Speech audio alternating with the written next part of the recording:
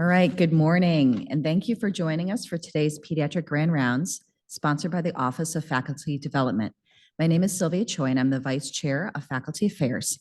Together with my colleagues in the Office of Faculty Development, Doctors Erica Freeling, Rick Saladino, Mel Tavares, and Maren Luno, we select speakers to cover topics pertinent to faculty who are in academic medicine. And we are honored to have the renowned Dr. Mindy Hamilton speak to us today about professional development. Dr. Hamilton is a distinguished professor of critical care medicine and pediatrics here at the University of Pittsburgh School of Medicine. She received her medical degree from Creighton University School of Medicine and completed her pediatric residency at Penn State Hershey Medical Center before she chose to come to Children's Hospital of Pittsburgh for her pediatric critical care fellowship. Fortunately for us, she joined the faculty and serves as an expert clinician educator in our pediatric intensive care unit. Dr. Hamilton is not only a skilled intensivist, but is also an expert in pediatric simulation, pediatric resuscitation education, and communication skills training. Her passion for education and mentorship is evident in the many leadership roles she has held over the years, including Program Director for the Pediatric Critical Care Medicine Fellowship Program, Co-Chair of the UPMC GME Professional Development Subcommittee, Director of Children's Hospital's Simulation Center, and her position as lead of the inaugural Longitudinal Educator cohort for the newly established Three Rivers curriculum at the University of Pittsburgh School of Medicine. Dr. Hamilton is the elected president of the UPMC Children's Hospital's medical staff and is a graduate of the prestigious Hedwig van Ameringen Executive Leadership in Academic Medicine, or ELAM, program for women. She is an inspiration to those of us who self-identify as academic clinician educators and leaders. And I am so grateful that today she'll be sharing her insights on professional development of the medical educator, when and where to focus. Please join me in welcoming Dr. Mindy Hamilton.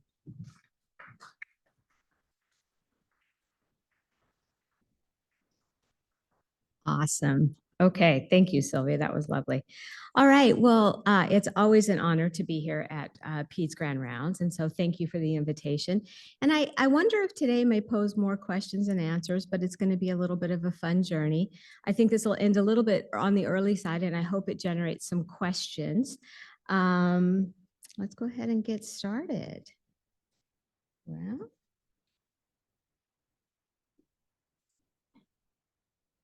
Okay, so this isn't forwarding. Let me just go down here. Maybe this will work. There we go. Okay. Couple of disclosures. I do have some funding from the NICHD with a consultant company to create a pediatric difficult airway trainer. And I will be mentioning something that I'm very excited about that's started over the last year called the Focus Program, and I am the program director for that. So what I hope to kind of impart to everybody today is that professional development is lifelong. And I think there are particular focuses at each kind of career stage, but they're intertwined, right? Both the progression through these different stages of your career as well as among them. And I think that what's interesting about this is each stage requires some of the same skills. Maybe some are more emphasized than at other times. Growth, ambition, and actually sort of rest and rejuvenation. So when we talk a little bit about career development, I want to think about it. I split it into early, mid, and late. And I will tell you that what those years look like is a little bit hard to pin down. One of the things we do know is that for early career, we usually think about 3 to 5 years into your academic career as a faculty person. Here's just some ideas of things that I think are interesting to focus on. In your early career, it's really where you're learning your clinical job, right? You're scared to death and you got to go be an attending. You're hopefully finding mentors, thinking about your goals and expectations. And I think you can't put too much pressure on yourself in early career because it's a period of discovery. Your mid-career, hopefully things are a little bit more stable in terms of where you've decided you want to go. And we'll spend some time talking about that. This is where you also need to think about, am I happy with what I'm doing? Do I need to pivot? You start considering some leadership opportunities because you finally have kind of some years and time beneath your belt that you may be qualified and feel like you can perform leadership duties. And you're likely thinking about more responsibilities. And then there comes late career. And again, hard to figure out when these years really are. At this point, maybe you're pivoting to more program development, senior leadership roles. Some folks, as they get into their older career, are actually moving a little bit out of medicine when the clinical career becomes more difficult. I just was spending time talking about Sylvia about how hard it is to stay up all night anymore. And I'm thinking, how can I manage that, right? And mentoring and succession planning is another thing I'm going to talk a little bit about. And then maybe late career is time for you to actually do something that's been your passion that you actually haven't been able to do. And I have a little bit of an example of that for myself.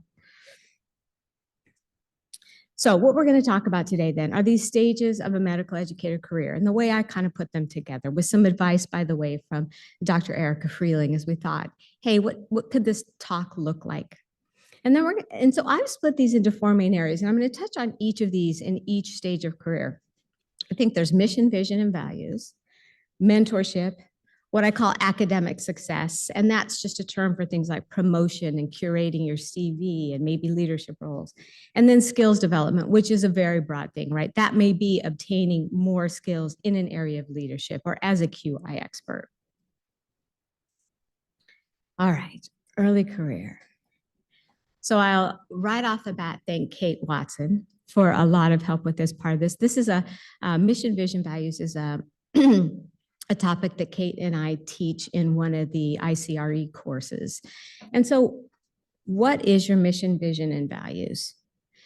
And I will tell you, mission, vision, and values started, I think, as early as the 1960s in business. They wrote a mission statement. And it wasn't until the 90s it came into healthcare. And then the 2000s when actually people started talking about developing their own personal mission statement. So when I look back at my early career, I think, wow, why didn't I have a mission, vision, and value statement? It's probably because I'm too old, but I wish I did have one because I took a few turns in my career that perhaps would have been righted by actually having a mission, vision, and values. So your mission is why you exist. Your vision is where you want to be. Vision is future. Mission is present. And values help you determine your mission and vision. Sometimes people call this vision, mission, and values. It just depends on which way. I like the MVV. So why do you develop this? And I've already mentioned a little bit of it, but it really, a mission, vision, and values, the combination of those topics encapsulates everything you'd like to do and be in your career. And it defines what success and excellence will look like for you. It's your goal, or maybe multiple goals. It expresses your vision for where you want to be. It hopefully reflects your values, goals, and purpose. But the other thing is that we get asked to do lots of things in our career. And at some point, you need to put some boundaries around that. And a mission, vision, values set of ideas actually is that check back point. Is this meeting my mission, vision, and values? Should I take this opportunity? We'll spend some more time talking about that. The other thing that I think is very important is if you have a mission, vision, and values, as you go to meet with your division chair or your department chair, it helps them guide you. This is where I want to be. It helps define where you want to go, and it helps others understand who you want to be. Example of some mission statements, right? Because again, as I mentioned, these have existed a long time for medicine. I just picked a couple. We got Amazon's mission statement. This was about 6 months ago, so I'm not sure if these are still up to date because people do change their mission statements. UPMC, my Department of Critical Care Medicine, and Apple's. So, right, again, it's just a way of sort of stating why you exist, what you want to do. Here's UPMC Children's Hospital of Pittsburgh. Mission, vision, and values. You can find these on our website. Okay. So here's an example, a faculty example of what a mission, vision, and value. And I'm going to talk about this for about 4 minutes here. This is a lifelong thing. And it actually, by the way, writing your first mission statement is hard, and you'll do it again and again and again. But here would be an example, of somebody who wanted to become an innovative leader of quality improvement in pediatric training programs. That's the long term. That's my future. That's who I want to be. Your mission, why you exist right now, is to enhance quality improvement efforts in pediatrics. Values are, here's what's important to me that's going to lead to this mission and vision. Here's the skills I have, the interests I have that are going to actually help support this. So there's a lot of different ways to do this. One of the things that this group has, you guys have a fantastic Office of Faculty Development and Office of Faculty Affairs, right? These are the people that help you do this, along with your leadership in your division or your department. This process, I think, came from academic pediatrics, and I thought it was just one interesting process to think about using Inspire is how to think about developing your mission, vision, values. And your first couple of years, you are very much in the beginning part of this, right? You're in the development phase. And I think that's identifying your core values, thinking about the population you serve or the population you want to serve, setting your vision, again, that big future, and planning steps on how you're going to achieve it. I'm not a huge fan of the where you're going to be in 10 years kind of thing, because I am way different than where I thought I was going to be at 10 years and at 20 years into my career. But I do think some of that career planning helps a little bit. And then you want to actualize it. And I actually think probably the actualization comes a little bit later, right? Identifying activities that align with your mission, review, revise, refine your mission statement, your whole career, I think, and then enlist others to help you accomplish your mission. In terms of values, by the way, there are a ton of great online resources. And as a matter of fact, Kate has an Office of Faculty Development has a values worksheet that you can actually work through that I think we'd all be happy to share with you that helps you hone in on, I'm interested in service, I'm interested in leadership, I'm interested in translational research, whatever that might be. Okay, skipping forward again. I'm going to touch on a couple different things in each area. So mentoring. Huge, huge, huge part of your entire career. Again, these intertwine, they progress forward. So a mentor to me, there's lots of different definitions. I love this one. A role model, a person who is living a life you want to live or have gone through trials and tribulations you yourself will have to go through. I like that as a definition for a mentor. And so early career is the time you start curating mentors. And you may only have a couple of them in your early career. And I think that makes sense. You want to listen to their stories and learn how they got where they are. And a really important role of mentors is as you are developing your mission, vision, and values, and as you're refining them, it's a great person to reflect back with you. I've gone to my mentors before and said, I have this opportunity. And they're like, does that really make sense with where you want to go?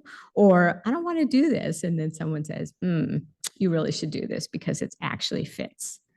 The other thing that I want to think about, and we're going to talk a little bit more about leaning in and leaning out and in mid-career, but mentors can help you negotiate, right? Because one of the things you need to think about when you have opportunities come your way is some fit and some don't, and sometimes there's an in-between, and that's important to learn how to manage that.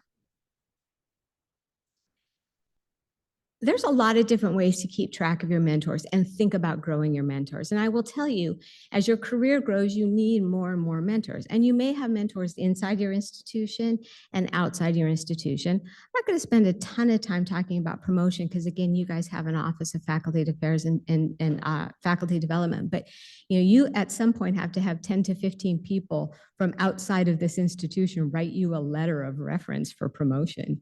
So if you haven't developed these mentors and contacts and networking outside of the institution, that's really important, as well as these people can help you with your career because world exists outside of Children's Hospital of Pittsburgh, and we need to be cognizant of that. Different mentors can help develop different strengths. They may be senior, they may be junior, they may be your peers.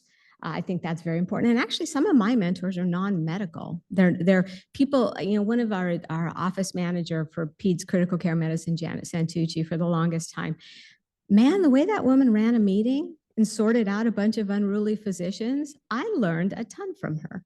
And mentors may change over time. So I think in early career, it's time to start, put this circle out, come up with something, start thinking about how you fill out your mentors. Okay, moving on to the next kind of topic, academic progress, right? So one of the scarier things, I think, in academic medicine, sometimes it's not very clear if you don't have great direction. And it's also a little bit intimidating. But in your early career, it's pretty simple. Get a CV, get it started. Don't make the mistake of not using the School of Medicine or university format that you need to, because it is rotten to have to redo your whole CV because it's not in the format when you get ready to send it in for promotion. And become familiar with the key sections according to your passions, right? If you're an educator, if you're a researcher, if you're a clinician leader, these can all be really specialized, right? What I did is I looked at other people's CVs, I asked people, and most of us are very happy to lend you our CV or let you look at it as you're trying to figure out what's important, what goes in there. Another big tip, don't forget to update your CV. So, right, when it becomes for your FPE every year and you haven't updated your CV for the last year and you have all this stuff that you need to put on there and you forget things. One of my mentors, Carla Spagnoletti, she says that every time she has something that can go into her CV, she just has an email file. And then every 2 to 3 months just goes through that and adds things. So don't get into that. That's a black hole. The other thing you might think about, we're focusing a little bit on medical educators, is an educational portfolio. Now, in our institution, in University of Pittsburgh School of Medicine, you do not need an educational portfolio for promotion. Other institutions you do. But I think it's actually a very interesting way to keep track of probably your personal progress and progress when you're meeting with your division chair or department chair to talk about your faculty performance. So it's your teaching story. If your CV is your career story, your educational portfolio is your teaching story, and you want to be able to document your teaching effectiveness. And that's things like evaluations. We think about that. And materials that perhaps you've created or helped curate, workshops, media. And also, if you have materials that demonstrate student learning, right? You actually have outcomes from something you've created. That's really important.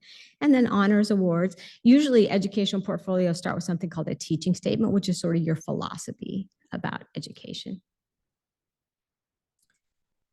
Promotion. So we're going to touch on this a little bit. Again, in your early years, you shouldn't be too stressed out about promotion because you're not ready and you need to get a lot of things accomplished, one of which is just learning to do your job.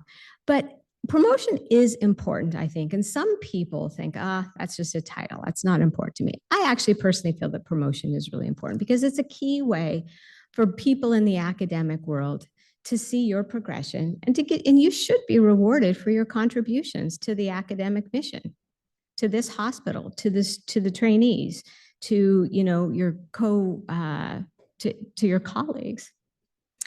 You need to understand the institutional requirements. And at this early career, that's really all you need to do. Think about teaching, service, and scholarship. Those are sort of the main things for promotion. And when I say scholarship from now on, that's all sorts of things, right? If you are a bench researcher, yes, that's often in publications and grants. Scholarship for people that aren't as heavily involved in research can be all sorts of things, and that it doesn't need to just be publications. And that's something that really scares medical educators when they start thinking about promotion, is that it all has to be about writing papers, and it's not. And we'll spend some further time talking about that. And then think about, and again, that's according to your promotion track. At the end in my resources, or maybe it's in our CME, there is, you could just get onto the University of Pittsburgh School of Medicine promotion website and find your track and all of those sorts of things. Okay, and promotion may not always mean an academic title, right? It may be being promoted to clinic director or, clerkship director, some things like that. And then don't forget again about your mentors and collaboration. They're your check back all the time. And mentors help you collaborate with other people that help you get things for your CV, which help you get promoted. Final thing in early career, skills development, right? So part of this is, where do you see your career progressing, right? Have you sort of decided yet? If you're undifferentiated, it may not be the time to jump into a bunch of skills development because you don't want to put the time and effort into that unless you know exactly what you're going to do. As a medical educator, right, there's always skills that are important in terms of teaching and bedside teaching or, assessment or different things like that. But once you figure out where you're kind of going, and there's a lot of varieties, right? We're all medical educators because we all teach in an academic institution. And then you go different ways. You may be a leader, you may be a QI specialist, you may do more clinical or translational or bench research. You may want to move more into the medical school, clerkship directors. And you want to just start mapping out your possible skills opportunities. First couple of years, I think it's pretty hard to do anything major, but there's a lot of different things, and most of these will be in my references, but there's leadership academies for early career. There's mentoring for early career. You just Google these things. There's all sorts of opportunities, both locally, regionally, and nationally. And we're pretty lucky since we're a big institution. A lot of the stuff we offer here, which is really nice so that you don't have to travel and spend the money to go to the AAMC mid-career development kind of thing. You may be wanting to be a program director. The ACGME website, though as a program director, you hate that website. As a general person, right, it's got a ton of different resources for education and programming and development. So you want to think about those sorts of things. All right. Yes, you're done with early career. We're pivoting to mid-career, okay? I want to talk a little bit about where I think some emphasis can go there. So you've hopefully now developed a mission, vision, and values.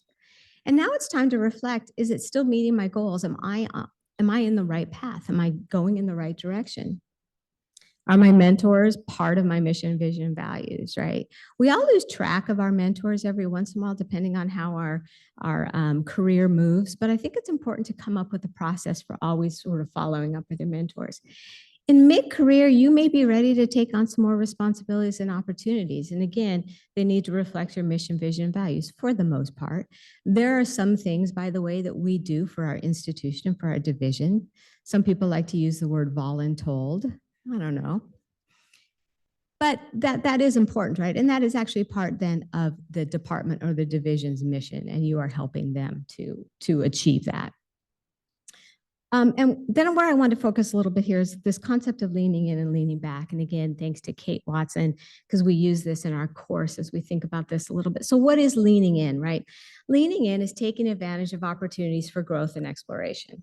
It can help you build skill sets, relationships, and collaboration.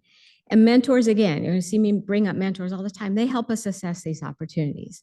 So what is leaning back or leaning out, depending on what words you want to use? This is where you consider, is this opportunity actually part of my mission, vision, values? Is this lending to my mission, vision, values? Does it add to my goals? Again, mentors can be helpful with this. When you first start developing these, or when you first start being offered opportunities, in terms of leaning in, is it something that you're interested in? Will it help you with your career? Will it help with institutional development? Leaning out may not be in your area of interest, would take away from other opportunities that are important, does or does not serve the institution. One of the things I want to mention here is this is an opportunity for negotiation. And if people haven't taught you much about negotiation, that's also something that your mentor can help you with. If there's an opportunity that is, it's going to take up some of your time. It's going to get you some credit with the division director, the department chair, because they've asked you to do something. But wow, it seems really overwhelming, and maybe it's not your most favorite thing to do. Time to negotiate. Well, Dr. Dermody, I will do this, but I'm wondering if I could get a half day of clinic time protected a week. Or or how about that? Can I bring on a junior trainee to help me do this so that I'm not doing this all on my own? I see the nod from Dr. Dermody. We're going with the second option.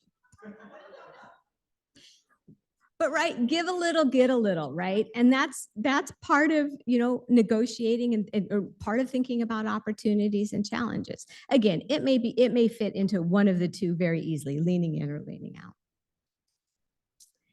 All right. We talked about mission, vision, values, right? Mid-career should be pretty much formed. You're maybe thinking about new exciting opportunities. Where does mentoring fit in your mid-career? Well, at this point, you're probably expanding your list of mentors. I think in early career, you have a couple, right? You're just trying to get your act together. You might be figuring out, again, how to be a physician, how to be an attending, maybe thinking a little bit about what your goals are. In your mid-career, you probably have a lot of different mentors, I think. They may be task-oriented, one for your clinical, one for your research, maybe one for career development. And again, a lot of this stuff is nicely put in place because you guys have a great department of pediatrics that has these people available for you. What I want to focus on here is use your mentor appropriately. There are mentee responsibilities. And I think that if you hold to that and your mentor holds to their responsibilities, it can be a really wonderful relationship. So, a couple of different things that I didn't always do well. Because, right, if you're not meeting with your mentor, you can kind of do whatever you want. That's sort of fun, right? But then you lose track, right? You don't stay on track. So you need to, I think that, and there's a lot of literature out there about the mentee-mentee or the mentor-mentee relationship. But I think, you need to commit to meetings. You as the mentee, you need to prepare for your meetings. You need to meet your goals. And you also need to express gratitude, right, to your mentor, because people mentor for free. Okay. And we love it and it makes us feel good, but it takes up time. And so one of the things that makes a mentor feel really good is to see your mentee excel in something and, have a thank you every once in a while. In this part of your career, and this will be something interesting to talk about at the end. One of the things that people have really started talking about more are coaches, right? And it's interesting to me because I do think in academic medicine, coaches can fit for a particular skill or need, right? So a mentor sometimes tells you what to do, helps you do it, gives you advice. A coach is a listener. A coach is somebody who sits back and thinks about helping to guide you to find the answer, okay? And coaches may be for a particular skill. They may be because you're stuck. You have a stuck point. I want to get into a leadership role, but my evaluations show that I need to work on conflict. I don't know. Sounds like that might have come my way. Anyhow, so a coach may help you think about some of that. And so I'm just kind of interested, we can talk about this. We do have peer coaches through UPMC, and this is by Physician Thrive, I believe. And it's actually kind of an interesting process to learn how to be a coach. It's really hard if you've been a mentor to be a coach, because as a mentor, you're just so used to like, I want you to do this, and I'm going to call this person, and we'll meet in a month. And as a coach, you sit back and you say, well, what do you think you should do? So it's an interesting process, but I do think that there's some room in mid-career for thinking about coaches. By the way, they can be incredibly expensive, right? And so take advantage of local free opportunities for stuff like this, because people who have professional coaches, I am amazed at the cost. It's like having a lawyer. It's crazy. Okay. Academic progress, mid-career, right? You really need to be thinking about this now. I believe at University of Pittsburgh School of Medicine, you have to be at least faculty for 5 years before you can actually put yourself up for promotion. I'm seeing the nod from Sylvia. So when you get to be about 5 years in, you should actually really be thinking about this. And so you want to look at your gaps in your CV, because there's going to be a lot of things you've done that fill your CV. Scholarship, what does it look like? I put some different things up here, right? So podcasts are scholarship. Little do you know, I did a GME podcast. Nobody listens to it because nobody wants to listen to a GME podcast. But that was something that I was able to put on my CV in terms of a product for promotion. Developing curricula, developing clinical practice guidelines, right? You might work in a clinic and you develop guidelines for the clinic for some sort of issue or, thing you want to streamline. Developing workshops, right? And again, I'm speaking a little bit as an educator because in the research world, it is, by the way, publications and grant writing is incredibly difficult. It's just a little bit more recognized as those can be pieces of scholarship. And in education, maybe we get a little bit more room to think about fun things, in my opinion. MedEd portal, great place to think about putting your educational opportunities. The other place that I think, and by the way, remember to make your work count more than once. You do a workshop at Children's, you take that workshop to ACGME, you write up that workshop, you take it regionally. Think about that, right? The stuff that we do can be shared by lots of people. If anybody ever asks me, I will take this talk somewhere else, okay? The other place I think in mid-career is you need to have a national or regional presence. Okay, you can do all the work you want within this hospital, but you actually need to probably get a little bit involved in some of the other entities that are out there in the world that you live in, right? That may be your societies, other academic things, different committees, right? And it may be just outside of children's. Maybe you're involved in some of the medical school committees. And it's just really important. You got to network, you got to volunteer, and you got to collaborate, right? Not only because, again, getting promoted is I think, an important goal, but also that's just what makes us thrive. Working with other people, having relationships, moving something forward.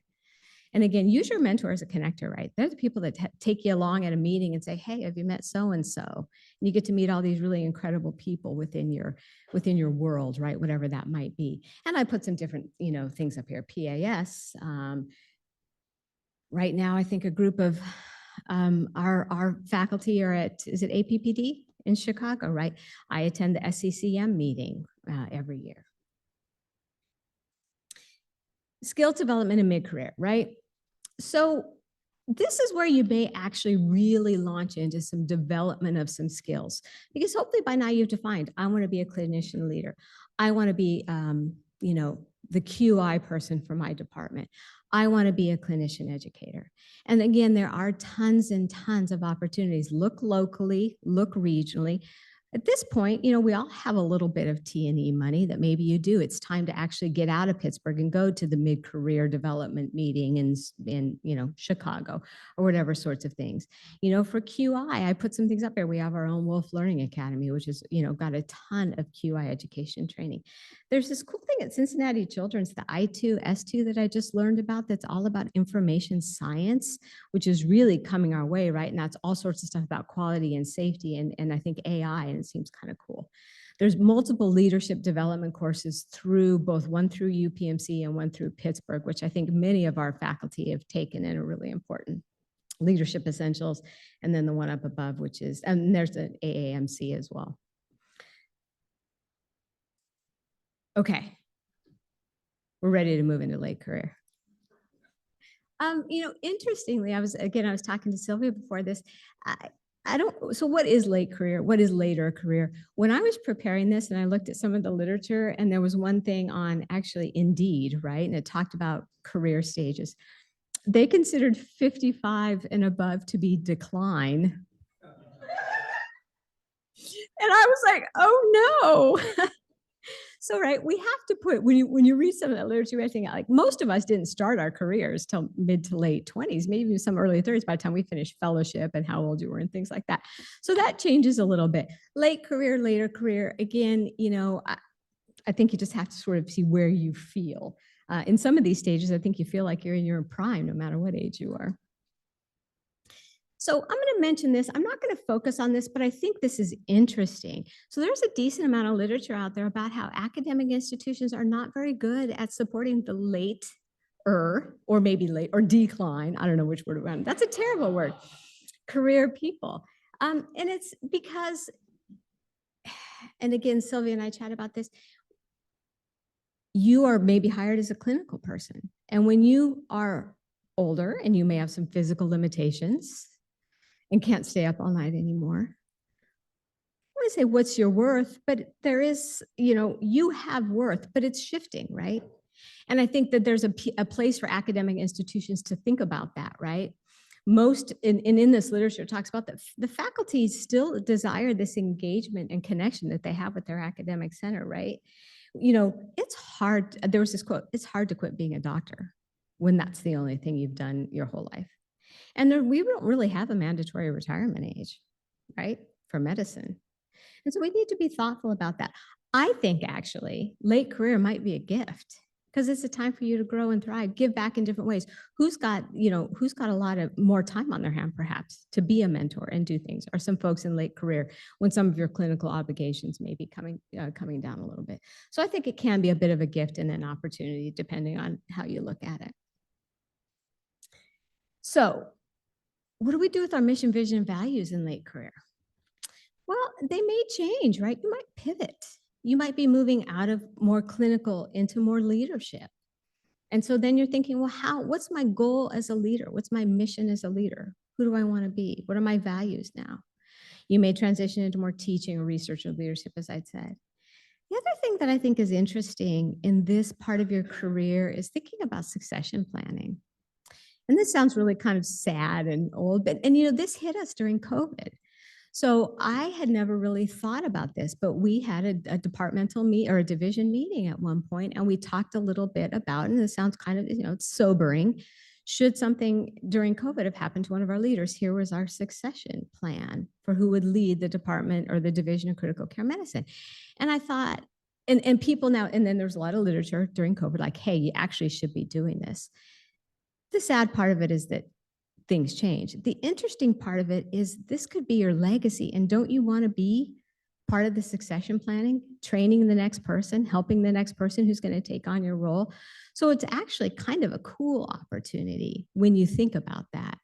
And you want to, so I'd want to be an active part of it and share your mission, vision, and values, right? So, when I transitioned out of program director, I was so lucky to have Dana Furman, the famous Dana Furman, be my associate program director. And that was sort of a piece of my succession planning. I never thought about it, but it was really important to me to have somebody that I wholly trusted and had respect for to take on that position. Mentoring in late career. How fun. You have all these lessons learned. You have so much to give to people, both in do this, and as one of my favorite things is don't do this because I did that and it didn't go well, is one of my favorite pieces of advice, right? You may have time. And again, this all depends on what your late career might look like. You certainly have the experience, and boy, do you know people, right? Across the system, perhaps across the nation, depending on what things are. So it's a really great time for you to help people collaborate and network. You may want to be considering transitioning your mentees to other people. Again, that's a little sobering, but reality. And this might be a time that you actually move into a little bit of some of these other areas, right? Advising, which I find, advising and coaching are a little bit tough for me to sort out, but advising may be just in a little bit more of a direction, a singular topic. The same with coaching, sponsoring. So sponsoring is when you focus on visibility for somebody. You may be sponsoring them, and you're not mentoring them. You're not telling them what to do. You're not meeting with them monthly. You're just sponsoring them. Take them to a meeting, introduce them, say, hey, I think you should really meet this person. She's great in X, and kind of move on. So these are some other things you can sort of think about, perhaps, in that sort of mentoring and helping out world as you become later in career. What about academic progress in your late career? So, hopefully, if promotion was one of your goals, you're in the later stages, you're associate, moving towards professor. Hopefully by now, other people use your CV as a template, right? Because you've done all those things I said, and you've kept up with it, and you've filled the gaps, and you don't wait to fill it out till the end of the year.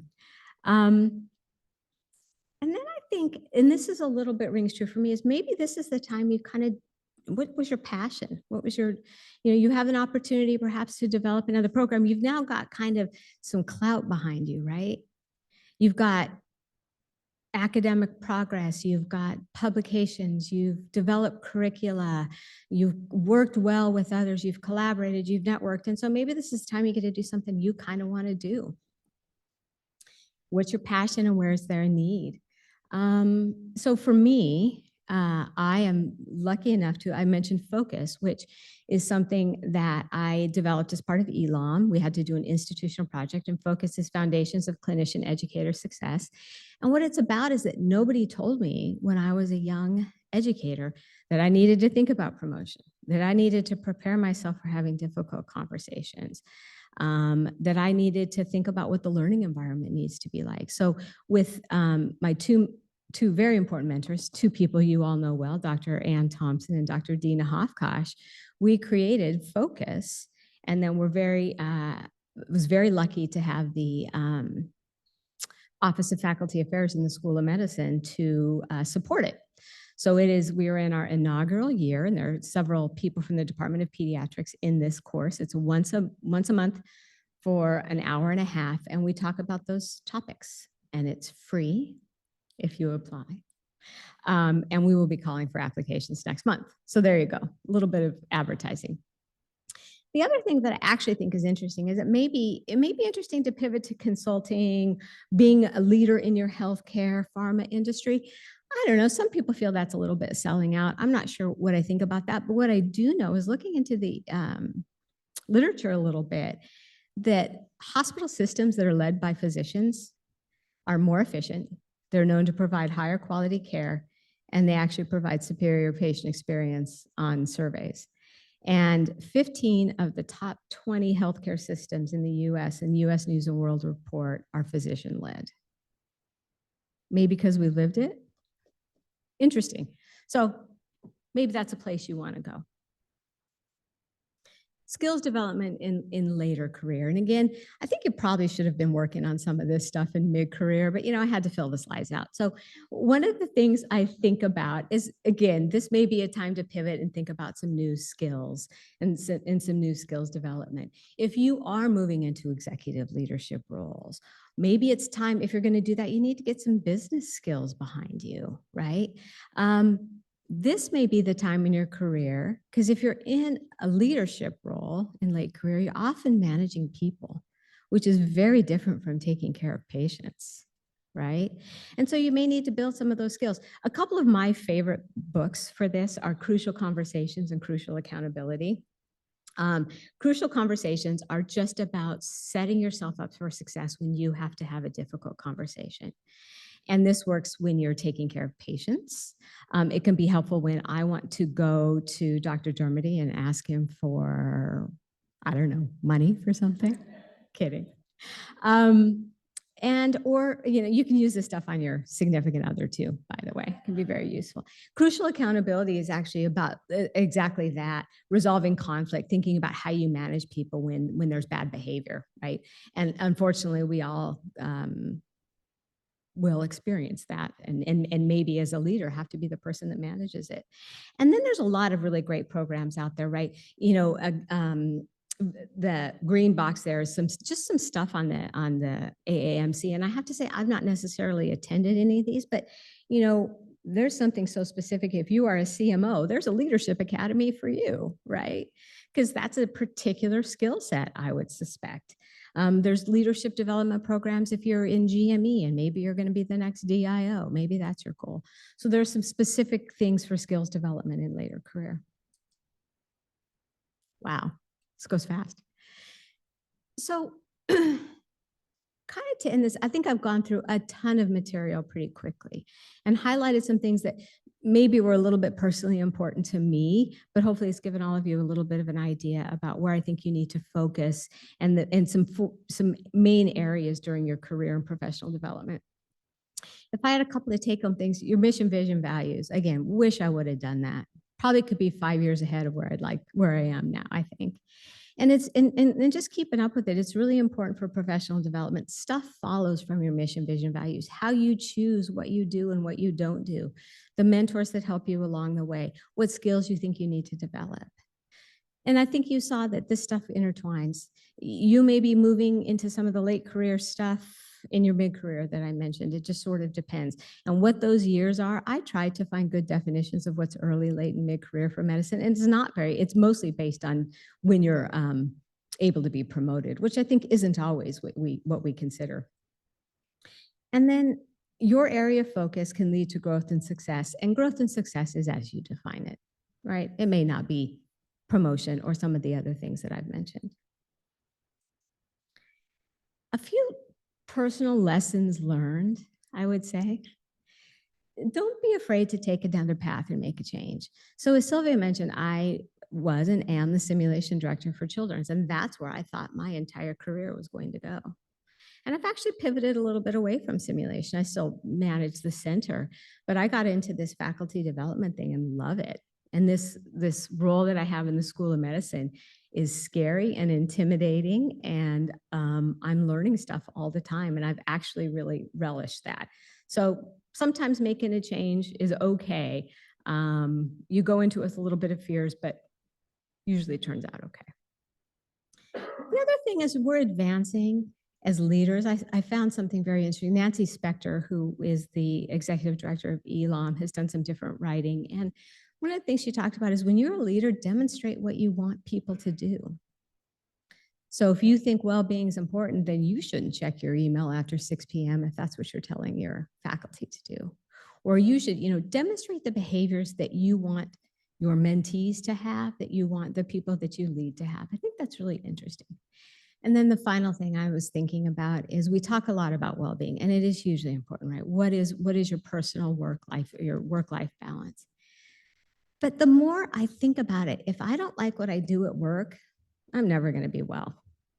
I don't like everything I do at work, but I like a lot of what I do at work. And you need to strive for that too. I think you need to strive for a happy home life and a balanced, work home life, but you also have to really like what you're doing at work. If not, you need to ask yourself, is this where I want to be?